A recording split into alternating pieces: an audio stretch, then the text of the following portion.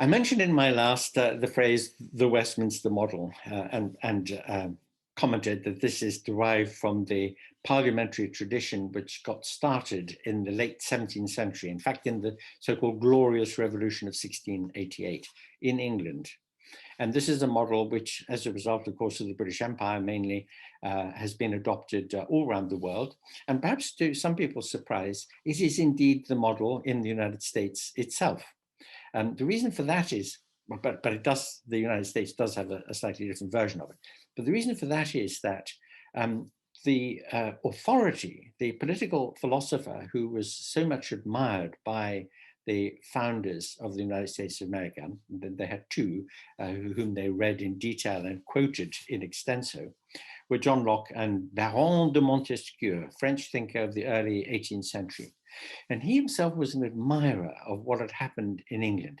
He thought he saw the English model as having a tripartite structure. There was the judiciary on the one hand, there was the crown, which was the executive power, and then there was Parliament, the legislative body. And this tripartite structure, he thought, meant that the executive power, especially given the conditions of what had happened in the Glorious Revolution, was subject to parliamentary scrutiny and was accountable to Parliament. And Parliament, in fact, held certain strings, like the purse strings, which constrained the powers of the executive in a positive way. And so there was a separation of powers. And the accountability aspect of the separation of powers was obviously a significant feature of it. And the independence of the judiciary, which, by the way, was finally baked into the Constitution of England at the very beginning of the 18th century, that too is obviously right. Both Locke and Montesquieu, who had read Locke, of course, pointed out that if the people who execute the powers, who carry them out, are also the people who make the laws, then you're going to run the risk of arbitrary government, because the executive will just make a law that enables it to do what it wants. And if there isn't a separation of powers, then the executive can't be held to account by the legislature. Now, as a result of an accident, the accident of the fact that after the death of Queen Anne in 1714, the Hanoverians came to the throne of England, and George I, and indeed his son George II, and neither of them, well, George I couldn't speak English, and George II hardly could speak English. And they tried to converse with their ministers in Latin. They weren't very good at Latin, and neither were the ministers. And the result was that pretty soon, the monarchs just ceased to take part in day-to-day cabinet and council discussions and decisions. The powers of the crown, more and more, came into the hands of the executive. Now, again, it's a function of historical accident. Of course, the great councillors of the crown for centuries had been the great aristocrats. In fact, what happened in 1688 was just a sort of a replay of what had happened in the case of Magna Carta, when so-called bad King John was constrained by his barons to give them rights and privileges that he couldn't interfere with.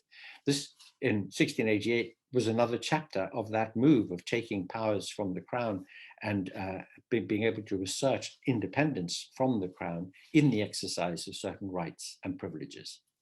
Anyway, there's the kind of story that nerds love to dig into there when they talk about the history of how constitutions develop.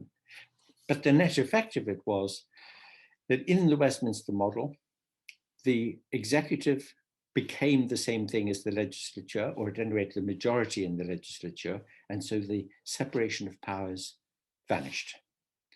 And instead of holding the executive to account, the legislature just became the creature of the executive, and like a kind of big fig leaf in a way, enacting the will of the executive.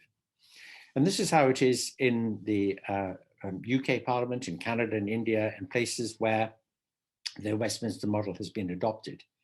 It has been much ameliorated by the adoption in some places, like, for example, New Zealand, and to a lesser extent, Australia, because Australia has gone for a more proportional system of election, but they have so organized it that the result is two-party politics. which kind of defeats the object in a way. But New Zealand, ever since it has adopted the additional members system, has in fact flourished as a result. But in a system where the executive is not answerable to anybody and has the power to put through laws that enact its program, you have the risk that if the executive itself is very, very partisan, very extreme politically, or is captured by and is under the influence of a clique, which is very partisan, very extreme politically, then the result is going to be that the whole country is going to be dragged by that clique, by that executive, in a way in which, very, very far from majority will, there is a problem. So that is how things are in the United Kingdom today.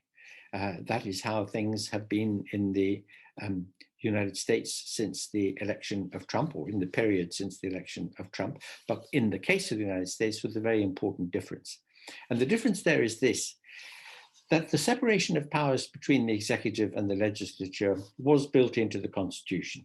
No member of Congress in the US can be a member of the government, and the president is separate from the Congress, and there has to be a negotiation between the two in order for the president's program to be enacted by Congress. Of course, in a system of first past the post voting, which generates two-party politics, whenever one of the parties happens to have both Congress and the presidency, things are easy, and in fact replicate pretty well the situation that we have in the UK. So let's go back to this point about first past the post. The fact that first past the post excludes third parties, third, fourth, fifth parties from really having much of a look in, driving the two-party system.